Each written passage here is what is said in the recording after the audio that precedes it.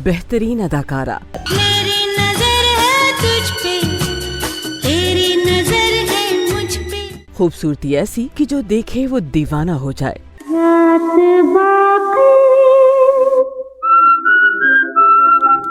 लाखों दिलों की धड़कन जिसे हर कोई अपने सपनों की रानी बना लेना चाहता हो। मारा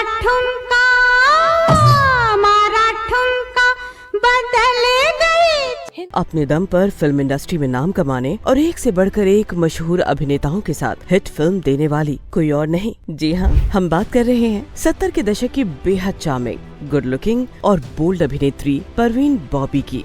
जवान जाने मन हसीन दिलरुबा, मिले तो दिल जवां निसार हो गया। परवीन बॉबी, जिन्होंने एक्टर डायरेक्टर से लेकर देश और विदेश के तमाम चाहने वालों के दिलों पर राज किया। उनकी खूबसूरती और बोल्डनेस का वो जादू था कि नौजवान तो उन्हें अपनी दुल्हनिया बनाना ही चाहते थे, बल्कि शादीशुदा अभिनेता और डायरेक्टर भी उनके पीछे ऐसे दीवाने होते थे कि बीवी बच्चे छोड़कर इनके आगे पीछे लगे रहते थे। लेकिन इतना स्टारडम और खूबसूरती ही परवीन बॉबी के गले की हड्डी बन गई। इन्होंने जिससे प्यार किया उसी से धोखा मिला। इसने प्यार ना किया, वो जिया तो क्या। जिसके लिए अपना चमचमाता फिल्मी करियर छोड़ा, उसने ही इन्हें छोड़ दिया गुमनामी और बेबसी के ऐसे दलदल में जहां इन्हें खाना पानी तक नसीब नहीं हुआ। ये दुनिया, ये समाज बेबस को भी माफ नहीं करते, किसी मजबूर के साथ भी रियायत नहीं करते। कौन परवीन बॉबी को मार देना चाहता था, जिसके डर में रात रात भर हाथ में चाकू लिए बैठी रहती थी परवीन बॉबी। मैं तुम्हारा खून करना चाहता था। तो किया क्यों नहीं? एक ऐसी अभिनेत्री जो जितनी ही ज्यादा खूबसूरत उतनी ही ज्यादा बदकिस्मत, जो जिंदगी भर सच्चे प्यार को तरसती रही और जीती रही अभागन की जिंदगी। हाथ मत लगाना मुझे। तुम सब लोगों के चेहरे एक जैसे हैं, सबकी नीयत एक जैसी है, सबके ढोंग एक जैसे हैं। तुम सब फले भी हो। जो अपने प्यार के इंतजार में भूखी प्यासी तड़पती रही एक छोटी सी कोठरी में, और जब दम तोड़ा तो उनकी सड़ी हुई लाश लोगों को मिली। कभी सोचा नहीं था कि फिर जब जाऊंगा तो उसकी डेड बॉडी को क्लेम करने जाऊंगा, क्योंकि जब वो गुजरी तब कोई उसकी डेड बॉडी को क्लेम करने वाला नहीं था। क्यों शोहरत के मुकाम पर पहुंच चुकी परवीन बॉबी पर उस दौर की दिग्गज अभिनेत्री हेमा मालिनी ने तलवार से वार कर दिया था। परवीन बॉबी, जिन्हें भूत नजर आते थे, किसने उनके घर पर ये तंत्र मंत्र किया? क्यों वो अमिताभ बच्चन को मानती थी अपना दुश्मन नंबर 1? सब कुछ जानेंगे इस वीडियो में। बात करेंगे परवीन बॉबी के चमकते करियर से लेकर उस अंधेरी कोठरी तक जहां उन्होंने घुट घुट कर दम तोड़ दिया।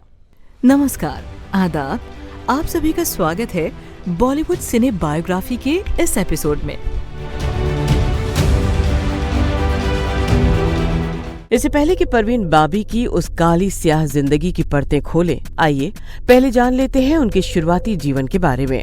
मेरी तरह अल्लाह करे तेरा किसी पे आए। परवीन बॉबी का जन्म उनके माता पिता की शादी के 14 साल बाद 4 अप्रैल 1954 को गुजरात के जूनागढ़ में हुआ। परवीन बॉबी अपने माता पिता जमाल बॉबी और वली मोहम्मद बॉबी की इकलौती औलाद थी। हालांकि उनके पिता का साया उन पर ज्यादा दिन नहीं रहा। परवीन के पिता वली मोहम्मद बॉबी का देहांत साल 1959 में हो गया। तब परवीन महज 10 साल की थी। परवीन ने सेंट जेवियर्स कॉलेज अहमदाबाद में अंग्रेजी में मास्टर्स ऑफ आर्ट्स में ग्रेजुएशन किया। परवीन शुरू से ही खुली हवा में सांस लेने वाली लड़की थी। वो हमेशा ग्लैमरस अंदाज में ही रहती थी। फिल्मों में कोई गॉडफादर न होने के बावजूद उनका यही अंदाज उन्हें फिल्मी दुनिया में लेकर आया। परवीन बॉबी ने अहमदाबाद यूनिवर्सिटी में ही मॉडलिंग करना शुरू कर दिया था। साल 1973 की बात है, जब अहमदाबाद में फिल्म एक नाव दो किनारे की शूटिंग चल रही थी। परवीन बॉबी भी उस फिल्म की शूटिंग देखने के लिए पहुंच गयी। इस दौरान प्रसिद्ध निर्माता निर्देशक B.R. इशारा की नजर उन पर पड़ी। जब B.R. इशारा ने उन्हें देखा, उस वक्त वो मिनी स्कर्ट पहने सिगरेट पी रही थी। इशारा उनके इस लुक से इतने ज्यादा प्रभावित हुए कि उन्होंने अपनी फिल्म में तुरंत ही उन्हें साइन कर लिया। मैं अहमदाबाद में किसी फिल्म की शूटिंग कर रहा था।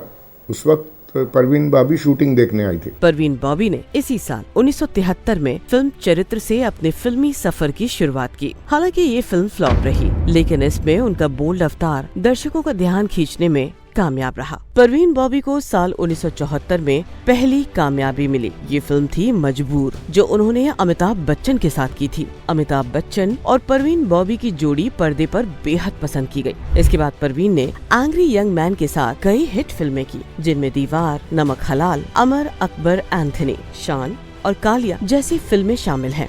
साथ हो जब अपने दुनिया को दिखा देंगे। और साल 1976 आते आते परवीन बॉबी इस कदर कामयाब हो चुकी थी कि उस साल प्रतिष्ठित मैगजीन टाइम ने उन्हें अपने कवर पर छापा था। 70 से 80 के दशक की सफल अभिनेत्रियों में हेमा मालिनी, रेखा, ज़ीनत अमान, जया भादुड़ी, रीना रॉय और राखी के साथ परवीन बॉबी का भी नाम जोड़ा जाने लगा। साल 1976 से 1980 के बीच रीना रॉय के बाद परवीन बॉबी दूसरी सबसे ज्यादा फीस पाने वाली एक्ट्रेस थी। परवीन बॉबी अपने दौर की हॉट एक्ट्रेसेस में शुमार थी। फिल्म नजदीकिया में उनके बीकनी अवतार से परवीन बॉबी को भी रातों रात लोकप्रियता हासिल हो गई थी। परवीन बॉबी और हेमा मालिनी का एक किस्सा बेहद चर्चित है, जिसमें हेमा मालिनी को खूब पछतावा हुआ था। दरअसल एक फिल्म की शूटिंग के दौरान तलवार चलाते हुए हेमा मालिनी से परवीन बॉबी चोटिल हो गई, जिसका उन्हें इतना अफसोस हुआ कि उन्होंने मेकअप रूम में जाकर खुद को बंद कर लिया और खूब रोई। परवीन की जोड़ी अमिताभ के साथ धमाल मचा रही थी। अमिताभ के साथ हिट जोड़ी होने के बावजूद साल 1982 में फिल्म नमक हलाल के बाद परवीन बॉबी ने उनसे दूरी बना ली थी। एक समय था जब परवीन बॉबी अमिताभ की तारीफ में कसीदे पढ़ती नजर आती थी, लेकिन अचानक ही कुछ ऐसा हुआ जब वो खुलकर अमिताभ के खिलाफ बयान देने लगी। I thought the biggest joke of the millennium was Amitabh Bachchan being nominated the star of the millennium. You know, superseding Mr. Marlon Brando, Mr. Elvis Presley, Sir Laurence Olivier, Sir Alec Guinness, Michael Jackson. I mean, Elvis everybody. Presley. Elvis Presley, just you name them. Amitabh Bachchan. उनके लिए तो And the बाकायदा लोगों bigger ने joke, voting की थी। and even bigger joke was when Mr. Amitabh Bachchan was nominated the 10th most handsome man of the Indian century. Parveen Bobby ने भले ही अमिताभ के खिलाफ खुलकर बातें की, लेकिन अमिताभ ने कभी परवीन बॉबी को लेकर सार्वजनिक तौर पर कुछ भी अटपटा नहीं कहा। परवीन बॉबी की रियल लाइफ जितनी ग्लैमरस थी, उससे कहीं ज्यादा उनकी रियल लाइफ बेहद उथल पुथल और ट्रेजेडी से भरी रही। अपने करियर की शुरुआत में उन्हें उस समय के सबसे दिग्गज बॉलीवुड खलनायक डैनी डिंगजोम्पा से प्यार हो गया। हालांकि परवीन बॉबी और उनका साथ सिर्फ 3-4 साल ही रहा। डैनी के बाद परवीन बॉबी का प्यार 3-4 साल का ही रहा। हालांकि कबीर बेदी पहले से शादीशुदा थे। दोनों ने एक साथ 1976 में बुलेट फिल्म में काम किया था और करीब 3 साल तक दोनों एक दूसरे के प्यार में डूबे रहे। परवीन बॉबी कबीर बेदी के प्यार में इतना डूब चुकी थी कि वो उनके लिए कुछ भी कर सकती थी। कबीर बेदी के प्यार की खातिर परवीन बॉबी ने अपने चमचमाते करियर को भी छोड़ दिया। ये वो दौर था जब कबीर बेदी को एक इटालियन टीवी सीरियल में लीड रोल मिला था और परवीन बॉबी उनके साथ ही यूरोप शिफ्ट कर गई। लेकिन दोनों के बीच सब कुछ ठीक नहीं रहा, तो परवीन बॉबी बॉलीवुड वापस लौट आई। जब वो वापस लौटी तो भी इंडस्ट्री ने उन्हें हाथों हाथ लिया। कबीर बेदी के साथ ब्रेकअप को अपने जीवन का टर्निंग पॉइंट बताने वाली परवीन बॉबी इसके बाद महेश भट्ट के रोमांस में पड़ गई। उनके बीच ये रोमांस 1977 के आखिर में शुरू हुआ था। हालांकि कबीर बेदी की तरह ही महेश भट्ट भी शादीशुदा थे, लेकिन इससे दोनों को कोई फर्क नहीं पड़ा। महेश भट्ट अपनी पत्नी और बेटी पूजा भट्ट को छोड़कर परवीन बॉबी के साथ रहने लगे थे। इस समय परवीन चोटी की स्टार थी और महेश भट्ट एक फ्लॉप फिल्म मेकर, और उन्होंने अपने इस प्यार को फिल्म के मुनाफे के लिए खूब भुनाया। परवीन बॉबी के साथ अपने रिश्तों पर ही महेश भट्ट ने अर्थ फिल्म बनाई थी। इस फिल्म से जहां महेश भट्ट का करियर परवान चढ़ा, वहीं परवीन बॉबी ऐसी स्थिति में पहुंच गईं जहां से उनका मानसिक संतुलन बिगड़ने लगा था। मुझे अपने मरने का गम नहीं है राजा बाबू। गम तो इस बात का है कि जिस आदमी को जिंदगी भर ढूंढती रही वो आप हैं।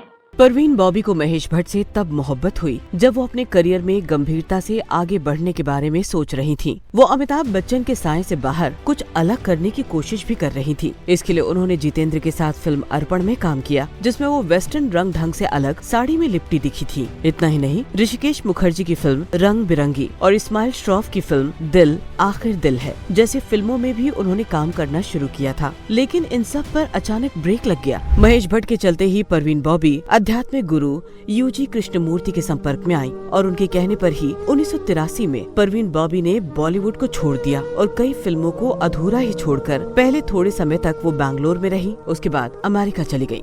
परवीन पैरानॉइड, सिजोफ्रेनिया जैसी लाइलाज बीमारी से जूझ रही थी। अमेरिका में उनकी बीमारी और बढ़ गई थी। वहाँ वो ड्रग्स, सिगरेट, शराब ज्यादा लेने लगी थी। इस बीमारी की वजह से वो अमिताभ बच्चन से लेकर bill Clinton, Prince Charles, John F Kennedy तक को जान का दुश्मन मानने लगी थी। कई बार शूटिंग के दौरान परवीन ने अमिताभ पर जान लेने की कोशिश करने जैसे गंभीर आरोप लगाए और फिर कभी अचानक सेट से गायब हो जाती। परवीन की हालत अब और खराब होती जा रही थी। वो कभी रेंग कर चलती तो कभी 2 अंगूर खाकर ही पेट भर जाने की बात कहती। इस तरह धीरे धीरे वो नई नई हरकतें शुरू कर चुकी थी। परवीन बॉबी की इन्हीं आदतों से सारे फिल्म मेकर ने उनसे किनारा करना शुरू कर दिया। यहाँ तक कि एक समय महेश भट्ट भी उनसे अलग हो गए। परवीन की मौत के बाद महेश भट्ट ने फिल्म फेयर से बातचीत में 1979 का एक किस्सा सुनाया था। वो बताते हैं कि जब वो घर पहुँचे तो देखा परवीन की बुजुर्ग माँ जमाल बॉबी कॉरिडोर में सहमी हुई खड़ी है। माँ ने उनसे कहा, देखो परवीन को क्या हुआ। वो कहते हैं कि मैं अंदर गया तो देखा वहाँ ड्रेसिंग टेबल पर लाइन से परफ्यूम की बोतलें रखी हुई हैं और परवीन फिल्म कॉस्ट्यूम में पलंग और दीवार के बीच दुबक कर बैठी हुई थी। वो कांप रही थी और हाथ में एक चाकू भी था। महेश ने बताया कि उन्होंने उन्हें रोका और पूछा, क्या कर रही हो? तो उन्होंने धीमे से कहा, कुछ मत बोलो, इस कमरे में जासूसी करने वाले लोगों ने डिवाइस लगा दी है और वो लोग मुझे मारने की कोशिश कर रहे हैं। वो मुझ पर झूमर गिराने की कोशिश कर रहे हैं। इसके बाद परवीन महेश का हाथ पकड़कर बाहर आई। बेटी का ये हाल देख माँ बेहद निराश थी। वो लगातार महेश की तरफ देख रही थी और ये सब पहली बार नहीं हुआ था। हालत रोज बिगड़ती जा रही थी। हालत तो ये थी कि कभी वो कहने लगती कि कमरे के एयर कंडीशनर में इलेक्ट्रिक चिप है और फिर उन्हें पूरा एयर कंडीशनर खोलकर दिखाया जाता था। आखिरकार अब डॉक्टर्स दवाओं की जगह शॉक थेरेपी देने को कह रहे थे, लेकिन महेश भट्ट इसके लिए तैयार नहीं थे। हालांकि इंडस्ट्री के बाकी लोग चाहते थे कि उन्हें शॉक थेरेपी दिया जाए। उन्होंने ये भी बताया कि कुछ डॉक्टर जो उनके दोस्त थे उन्होंने सलाह दी कि कंडीशन बिगड़ने से पहले वो परवीन को स्टारडम और लोगों से दूर ले जाएं। उन्होंने ऐसा ही किया और 1979 में परवीन को लेकर बॉम्बे से बैंगलोर चले गए। फिर डॉक्टर ने सलाह दी कि शायद उनकी वजह से ही परवीन की हालत ठीक नहीं हो पा रही है। इसके बाद वो परवीन को छोड़कर अपनी वाइफ के पास लौट आए। हालांकि इसके साथ ही वो डॉक्टर के टच में बने रहे थे। इसके बाद परवीन बॉबी की स्थिति बिगड़ती चली गई। अब तो उनके पास महेश भट्ट भी नहीं थे। वो बिल्कुल अकेली हो गई थी। साल 1984 में भी एक अजीब घटना हुई। परवीन बॉबी को न्यूयॉर्क एयरपोर्ट पर पुलिस ने पकड़ लिया और उन्हें पागलखाने में बंद करवा दिया। कहते हैं कि एयरपोर्ट पर जब सिक्योरिटी स्टाफ ने पूछताछ की तो वो अपनी पहचान नहीं बता सकी और फिर उन्हें पागलखाने भेजा गया। जब ये खबर फैली तो इंडियन काउंसिल के लोग उनके पास पहुँचे। कहते हैं कि उन्हें देखकर वो ऐसे मुस्कुराने लगी जैसे कुछ हुआ ही न हो। परवीन बॉबी की निजी जिंदगी बेहद उथल पुथल रही। अंतिम समय में उन्हें तन्हाई, अंधेरा और अकेलापन ही मिला। लाखों चाहने वाले एक के बाद एक प्रेम करने वाले होने के बावजूद भी परवीन बॉबी अपने अंतिम समय में बिल्कुल अकेली थी। इतनी अकेली कि उन्हें खाना पानी और दवाई देने वाला भी कोई नहीं था। Parveen as Riviera building Juhu के अपार्टमेंट में रहती थी, जहां पिछले कई दिनों से दूध और अखबार यूं ही पड़ा रहा। पड़ोसियों को शक हुआ और दरवाजे के करीब जाने पर अंदर से सड़न की बदबू आ रही थी। पुलिस को जानकारी दी गई और जब दरवाजा तोड़ा गया तो हर कोई शॉक्ड रह गया। परवीन की लाश बेड पर थी और सबसे अधिक सड़न उनके पैरों में थी। उनके बेड के करीब व्हील चेयर पड़ा था। न कोई रिश्तेदार और न कोई अपना उनके आसपास भी था। उनके पोस्टमार्टम रिपोर्ट में पता चला कि उनके शरीर में खाने का कोई भी अंश नहीं है। बताया गया कि संभवतः उन्होंने पिछले 3-4 दिनों से कुछ भी नहीं खाया था और भूख के कारण शरीर के अंगों ने काम करना बंद कर दिया। दरअसल परवीन बॉबी सिर्फ अंडा और दूध ले रही थी। उन्हें ऐसा लगता था कि कोई उन्हें मारना चाहता है और वो उनके खाने में जहर मिला देगा। इसलिए परवीन बॉबी ने खाना पीना तक छोड़ दिया था। वो डायबिटीज पेशेंट भी थी। ये सारी चीजें जब एक साथ मिली तो ये परवीन बॉबी की जिंदगी का अंत साबित हुई। बेहद ग्लैमरस, चार्मिंग, बोल्ड और गुड लुकिंग एक्ट्रेस का इस तरह दुनिया छोड़कर जाना हर किसी के लिए बेहद तकलीफ दे रहा। खासकर वो जिस बीमारी से पीड़ित थी उस वजह से उनके अपनों का उनसे दूर चला जाना उनके लिए काल साबित हुआ। परवीन बॉबी की जिंदगी से ये सीखने को मिलता है कि शोहरत, पैसा और खूबसूरती चंद दिनों की होती है। जिंदगी में एक परिवार और किसी अपने का होना सबसे ज्यादा जरूरी होता है, जिसके लिए परवीन बॉबी हमेशा तरसती रही। दोस्तों, आप क्या सोचते हैं परवीन बॉबी की जिंदगी के बारे में? परवीन बॉबी के इस हाल के पीछे कौन जिम्मेदार था? और उनकी कौन सी फिल्म आपके दिल के सबसे करीब है, कमेंट करके हमें जरूर बताएं। बॉलीवुड सिने बायोग्राफी की पूरी टीम अपने जमाने की इस खूबसूरत अभिनेत्री को श्रद्धांजलि देती है। मिलते हैं किसी और फिल्मी सितारे की जिंदगी से जुड़ी कुछ खट्टी मीठी बातें लेकर। तब तक आप अपना खूब सारा ख्याल रखें। धन्यवाद।